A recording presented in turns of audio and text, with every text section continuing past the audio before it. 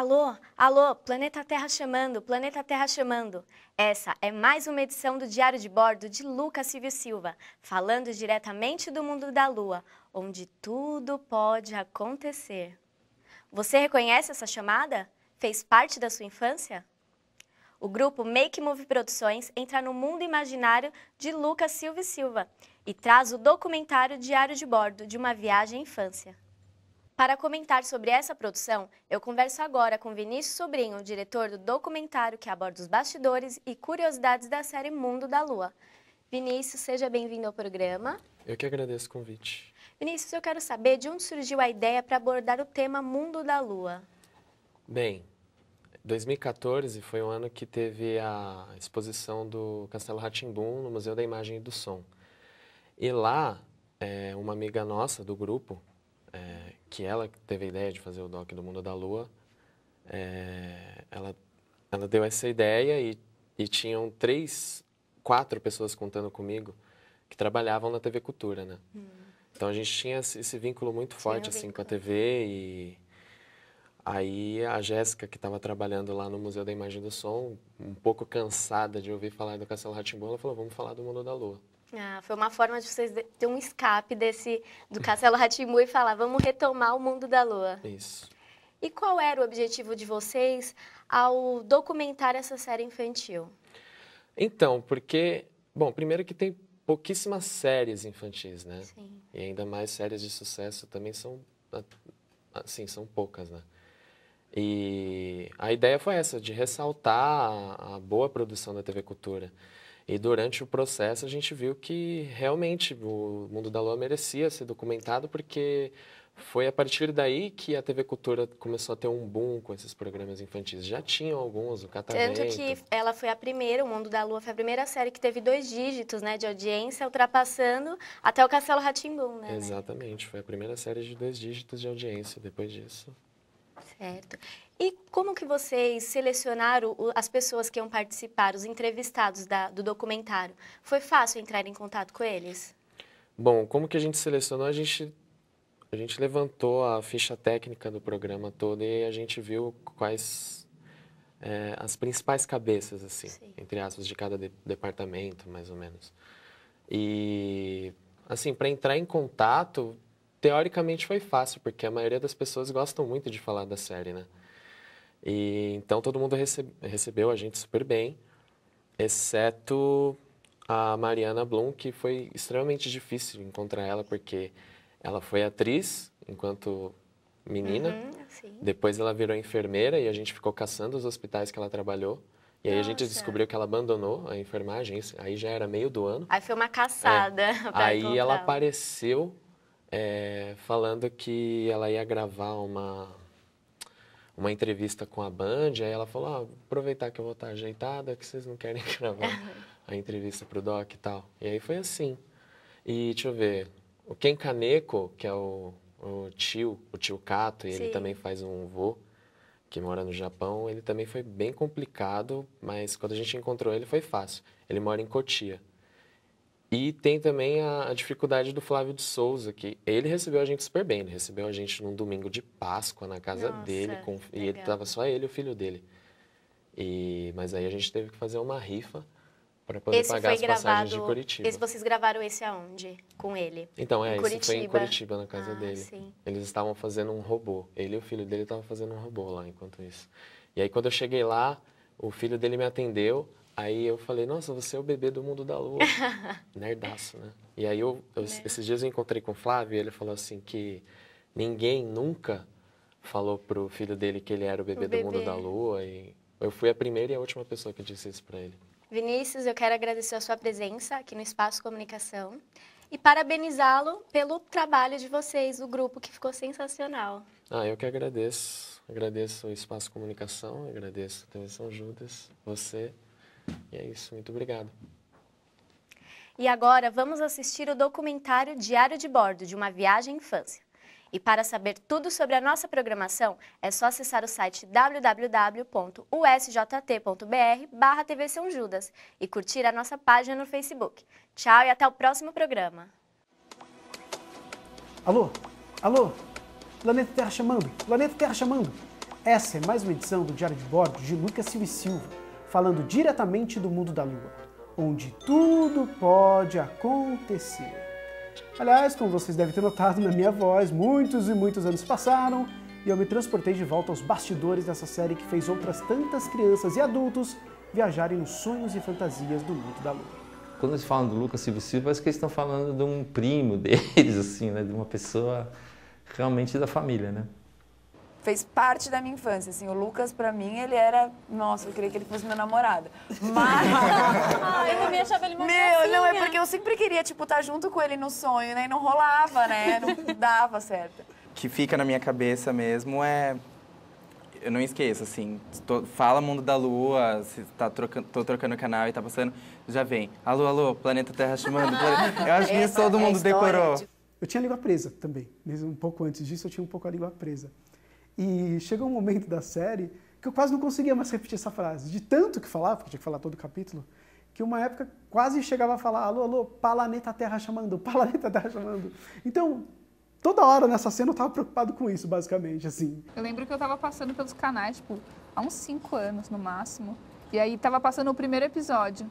E aí eu vi o vô entregando o gravador pra ele, e aí, tipo, eu saquei que o vô tinha morrido já, né? Como eu chorei. Não, foi um negócio que eu não... Falei, gente, não pode morrer, porque é tão bonito. Só que ele não vai morrer, porque ele tá lá, né? O vô tá lá. As maiores lembranças eram as cenas do menino com o Guarnieri. Porque o Guarnieri era um ator... O Guarnieri era assim, ele era um ator... de um interior verdadeiro. Tinha momentos que a gente olhava e dizia assim, está tudo errado o que ele está fazendo, mas está tudo certo. Cenas do Guarnieri de chorar no caminhão, anotando as cenas e chorando, assim, sabe? Tipo, porque não dava, ele era maravilhoso, assim, então tenho boas lembranças dos atores. É verdade, né? A gente era tão nova, mas de repente trabalhando com um elenco de peso como aquele. Fagundes, e eles... Laura Cardoso. Nossa, e o próprio Gianfrancesco Guarnieri, que era tão respeitoso com a gente, ele tratava a gente como produção mesmo, assim, olha, eu preciso até ao toalete, mas eu já volto, posso ir? A gente falava, claro, pode ir, Gianfrancesco Guarnieri. Super profissionais, né? Esta é uma série que é dedicada à juventude e à infância. Ela trata de problemas de comportamento numa família. É uma família brasileira, de classe média, e são abordados ali problemas de diferentes espécies, quer dizer, desde o problema da necessidade da higiene até o que pode surgir na mente de um menino, né? O fato de uma provável separação dos pais. Não, peraí. Eu tô tendo uma ideia. Eu juro que é uma boa ideia. Pai, eu sei de uma coisa que você pode dar pro Lucas. O que é? O gravador eu ganhei do meu avô. E não é todo mundo que sabe, mas o gravador é de uma marca antiga italiana chamada Geloso, com gravadores sensacionais, muito bonitos mesmo. E claro que era com esse gravador que eu fazia com que todas aquelas situações, aqueles sonhos se tornassem realidade. Mas não pensa que o gravador que você via na TV é o mesmo gravador que eu ganhei do meu avô. Sim, eu ganhei do meu avô, mas o pessoal dos efeitos especiais da TV Cultura, eles modificaram um pouquinho. Começamos a construir o Geloso do zero, através de modelagem, molde, como se fosse refabricar o Geloso. Se você observar, ele está sempre no tapete, no chão, se ele está em cima da mesa, ele está em primeiro plano, ele está sempre escondendo alguma coisa, né? Olha, na verdade, eu comprei isso aqui, foi para mim mesmo, só que eu nunca tive a coragem de usar. Mas agora, ele é todo seu.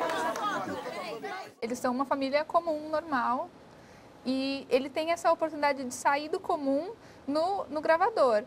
E quando a coisa acontece, ele prefere a própria realidade. O primeiro foi quase que um piloto, a gente não sabia direito como ia ser.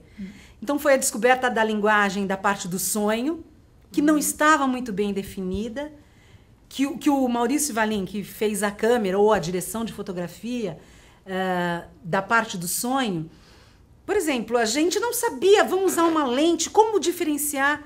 E o Valim silenciosamente pegou um celofane de um cigarro, passou na testa, colocou. o diretor Max Weinstock fez. Gostei desse filtro. Era como eu imaginava. E nada mais era do que um embrulho de cigarro, né?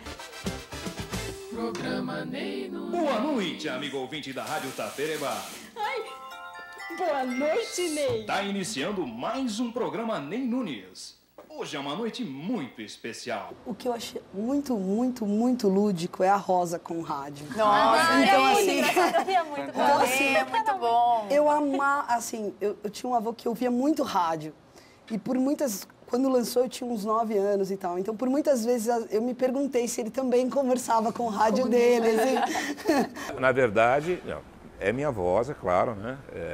Porém, eu me inspirei nos locutores de AM, que fazem aquela interação com o ouvinte, né? E geralmente o que acontece é que o ouvinte se apaixona pelo locutor, acha que o locutor está falando para ele, aquela coisa, e foi em cima disso, né? A gente tinha uma pessoa que trabalhava em casa e que era muito engraçado, que falava com rádio mesmo. Então não é inventado isso, isso é uma coisa que pode ser possível, entendeu? Porque ela falava muito com rádio nos episódios, né? Era importante o rádio no Mundo da Lua.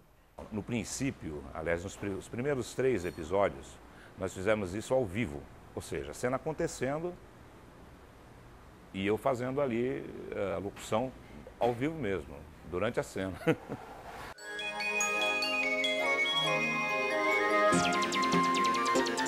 Nossa, a casa era enorme, tinha garagem que eu vou mexer no carro, tinha um carrão. Nossa, sensacional. Aquele cenário era de alvenaria. Eles construíram uma casa mesmo, era uma casa. As paredes eram paredes de verdade, a escada era uma escada. E ele ficava pronto, né? Aquele cenário ficava pronto. Então, era muito legal você gravar, porque dava a impressão que você estava numa casa mesmo, né? A Juliana era típica pré-adolescente que tem um irmão caçula. Tudo muito típico. Estressada, brigona, cheia de manias, primeira filha e tudo era dela, aí depois veio aquele moleque, né? Aí depois a mãe ainda tá grávida de novo, então assim, só que ela é a única menina, então é o chameguinho dos pais e tal, mas quer ser a princesa da casa. Não, eu não estou com medo, pelo menos. Eu não sou criança para ter medo de escuro. E afinal, lá fora é só um lobisomem. Eu quero dizer, é só o João querendo entrar. Viu só como você está com medo? Eu não tinha medo do escuro, não tive muito problema, mas... Não, mas é porque aquele bicho era muito feio, né? Mas é isso que eu ia falar. Eles fizeram muito bem a maquiagem, gente. Eu era criança, eu acreditei que era um lobo. Eu queria fazer assim um lobo meu Tim Burton, sabe? Uma coisa assim, o lobo mau, esses 2 lobos mau, né? Que era famoso, vocês conhecem, né? Do Lobinho e do Lobão. E o lobo mau da Chapeuzinho Vermelho. Bom, tinha problema de salubridade na época que era complicado, assim, a gente, mecatrônica, além, você tinha que vestir a máscara com também controle remoto, coisa às vezes machucava. Aquilo dali me deu até isso daqui criou uma ferida. Era muito complicada a máscara que se usava lá dentro e você ficava ouvindo um monte de barulhinho, além de ter que ouvir contracenar com as pessoas, além daquilo tudo se incomodar, você ficava ouvindo os servos do controle remoto fazer por causa dos movimentos de olho, movimentos de orelha, essas coisas, sabe? Minha irmã Juliana sempre dizia que eu nasci com o traseiro virado para a lua porque eu ganhava tudo que eu queria. Já a Rosa sempre disse que eu vivia com a cabeça no mundo da lua. Foi então que eu resolvi pedir pro vô Orlando para ele construir um foguete. Você deve imaginar onde eu fui parar, né? Oh, que coisa mais feia! Quantas vezes eu já falei pra você não assustar os astronautas! Eu te mato! Desculpe, senhor, desculpe! Vai embora daqui, Drauzio! Vai embora daqui! Vai embora daqui, Drauzio! Ô, vô, quem é esse? Mas é São Jorge, é claro. Sejam bem-vindos! Sejam bem-vindos! Eu desmaiei quando eu fiz o dragãozinho do São Jorge, outro episódio. Esse eu fui longe demais, o dragão era muito grande. E eu, quando tiraram a máscara de mim, eu estava totalmente balão.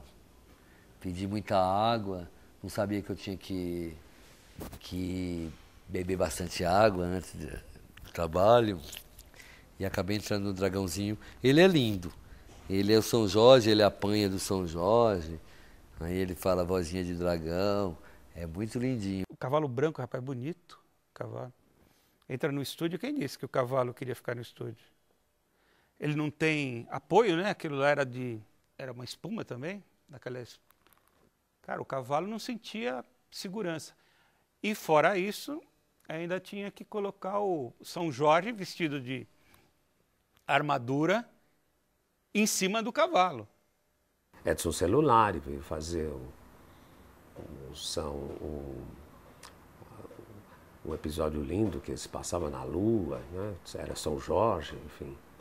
Então, para esses papéis, eu tive o privilégio de escolher vários atores que eram importantes dentro do teatro, que tinham feito também televisão, e foram lá, de certa forma, fazer assim, porque o programa ele despertou um interesse muito grande, tinha um respeito absoluto. E aí o menino, o Lucas, o Gianfrancesco, e era bonito que tinha uma cena romântica dela, professora, com o avô. Eu gostava muito de fazer o programa. Teve um capítulo que era muito engraçado. Eles eram moleques, é como se eles estivessem, na visão do Lucas, eles eram crianças ainda. E eles tomam bronca do Guarnieri. E o Guarnieri não mediu força não, ele dava tapa nele. E aí era engraçado, porque era tudo de primeira e a gente fazia lá e o Guarnieri dava uns tapas mesmo. E aí quando acabava, pô, Guarnieri, mas você não precisava ter batido tanto assim, o Fagundes. O Guarnieri, pô, mas temos que fazer o mais real possível, apesar de ser sonho. Já aconteceu, assim, de eu estar indo em lugares, as pessoas descobrirem que eu sou o tio Dudu, elas falam, você era melhor que o pai. Eu falava, nossa, espero que o Fagundes nunca escute isso, porque... Mas é porque o personagem era mais simpático, né? Porque, lógico, o pai é pai, né? O pai tá lá todo dia, né? Tem que mandar escovar dente e tal, é chato. O Mundo da Lua eu estava fazendo a Globo nessa época, né? E eu estava fazendo um personagem que chamava o Dono do Mundo, que era radicalmente oposto ao Rogério, era o maior mau caráter da televisão, né? Então, era muito bom para mim, né, brincar nesses dois diapasões diferentes, né? E fazia, num programa eu fazia o maior mau caráter e no outro a maior pureza do mundo. E não pense que todas essas ideias vinham da minha cabeça, não. Na verdade, os responsáveis eram a Beth Carmona, a Cláudia Dalla Verde, a Ana Mulaerte, mas principalmente ele, né, que é o criador do universo do Mundo da Lua, que é o Flávio de Souza. Na verdade, o responsável pelos diários de bordo do Lucas Silva Silva. Tem muita coisa que é autobiográfica nesse programa. E eu era uma pessoa que eu ficava mais pensando e escutando as pessoas falarem do que falar. Isso era muito engraçado com o Flávio e com a Cláudia, porque eles tinham filhos, eles eram um pouco mais velhos, que uns 10 anos, sei lá. E eles contavam muitas histórias dos filhos e tal. E eu não, eu contava as minhas histórias de criança. Com a entrada da Ana, eu acho que foi um momento em que houve uma transformação muito grande. Eu tenho uma ideia, que a gente trabalhe sempre um início, uma realidade, onde ele questiona coisas, e em seguida ele pega o gravador e vai para um mundo do sonho, que seria onde ele vai viver aquilo do modo como ele gostaria, e as consequências disso, e o final é uma realidade X linha, né? Y linha, já é uma nova realidade. Ele aprendeu alguma coisa através daquele sonho. Tem algumas histórias lá que é meio baseada em coisas que aconteciam, entendeu?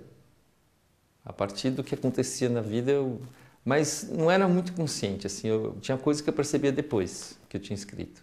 Não tinha só meus filhos, um pouco parecido nessa faixa etária, meus 2 filhos. Tinha também o filho da Mira, o Leonardo, era da mesma idade, ele faz uma participação. Porque tem alguns episódios em que a gente precisou de mais criança e nossos filhos acabam fazendo uma ponta em algum episódio. A Mira Har, nesse tempo, foi uma segunda mãe para mim. A minha mãe mesmo eu quase não tinha tempo de ver. Porque eu estudava de manhã, o carro da cultura me pegava na escola, eu ia para a cultura, voltava super de noite, ela fazia teatro, aí quando ela chegava eu já estava dormindo, e aí a Mira ficou super mãezona minha, assim. Inclusive eu não pensei em eu fazer o papel, que isso foi o Marcos Westock que inventou. É uma coisa até engraçada, por que o Leonardo fez e eu fiz, e algumas outras pessoas fizeram também? Porque ele achou que era uma ideia bem maluca isso, né? Mas eu acho que deu muito certo, assim. Ele queria que tivesse gente que era parente no elenco, entendeu? Para já ficar com uma cara, assim, de que eles realmente eram uma família. Eu acho que isso é uma das coisas muito, assim, que é especial no programa. Eu estava com a cabeça tão dividida, porque a gravidez é uma coisa, principalmente uma gravidez 12 anos depois que você já teve um filho. Então, para mim era assim, estava muito contente e muito curtindo a gravidez, e então a gravidez foi acompanhando o programa, e até o ultrassom que a gente fez do bebê entrou no roteiro do programa, numa hora que aparece mesmo, e era o próprio. Era uma mistura muito grande de realidade e ficção na minha cabeça, sabe? Dudu, olha o seu afilhado. Não é a sua cara, olha. É, né? Tem uma coisa muito forte, que é o nascimento do meu segundo filho, que é o Teodoro, né? Que foi uma coisa que fez muita diferença na minha vida. Assim, porque o outro filho já tinha 12 anos, então já tinha uma coisa assim que estava...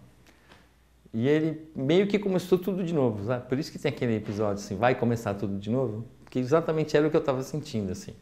A gente vai ter que economizar. Voltar a apertar os cintos, né?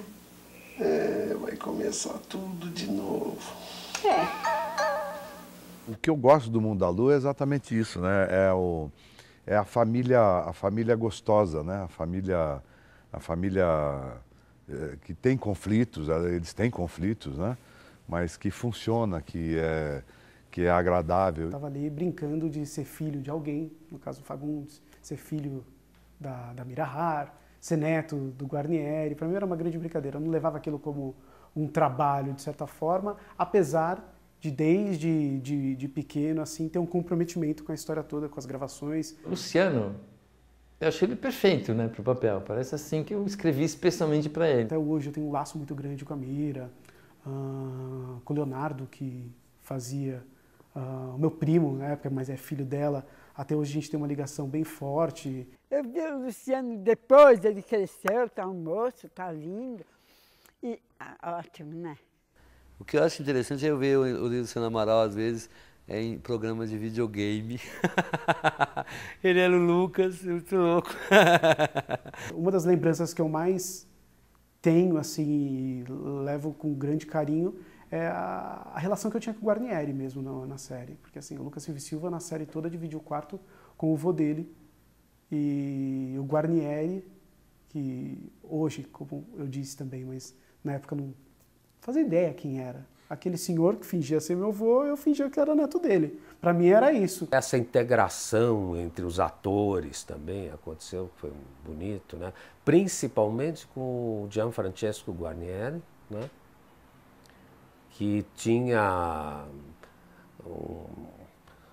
uma nota de autor também, e ele entendeu exatamente o que eu queria, e a ligação dele com o Luciano também era muito boa. E tanto é que, se você reparar, ou quem acompanhou os episódios todos, o papel do avô ficou preponderante, né? O Mundo da Lua teve 52 episódios, a primeira exibição aconteceu em outubro de 91 e durou até setembro de 92. Fez tanto sucesso que até a Rede Globo exibiu a série e até hoje é exibida na TV Rá-Tim-Bum. Eu acho assim legal dessa nossa época de TV Cultura, que o Mundo da Lua inaugurou uma fase importante, porque foi talvez o primeiro projeto a dar uma audiência, como a gente diz, de 2 dígitos. O Mundo da Lua deu mais audiência que o Castelo Rá-Tim-Bum. Eu tinha certeza de que o programa seria um grande sucesso. O público está se renovando, então outro dia eu fui parado na rua por um menininho de 5 anos, né? Que me reconheceu, o pai do Lucas, né? Então ele sabia direitinho as histórias do Mundo da Lua, porque está passando, e aquelas pessoas que viram o Mundo da Lua estão tendo filhos agora e estão mostrando o mundo da Lua para eles. Então eu acho isso muito, muito bonitinho. É uma reunião de ideias e de produção e de pessoas que culminou num trabalho que deu muito certo, que falou alguma coisa que as pessoas gostaram de ouvir na época. O mais encantador dessa série é quando ele realmente faz a criança imaginar qualquer coisa, assim, tipo, você pode. Eu acho que, para mim, era uma chave do poder, assim, porque se ele podia, eu também podia. O que eu acho que era legal do Mundo da Lua é que era infantil sem ser bobinho, né? Tinha uma criatividade muito grande, né? Aquela coisa do gravador e as histórias que ele inventava eram uma brincadeira muito boa, né? Às vezes para o Lucas Silva e Silva, sei lá, comer um legume era um problema, comer verdura era um problema, mas a coisa era muito maior que isso, sempre tinha essa mensagem, mas acho que a mensagem que fica para todo mundo é bem essa, assim, você às vezes acaba transformando um problema pequeno, que não é um problema, é um grande problema, e na verdade às vezes aquele probleminha é algo que vem, na verdade, para te fazer uma pessoa melhor, né? E ser uma pessoa melhor.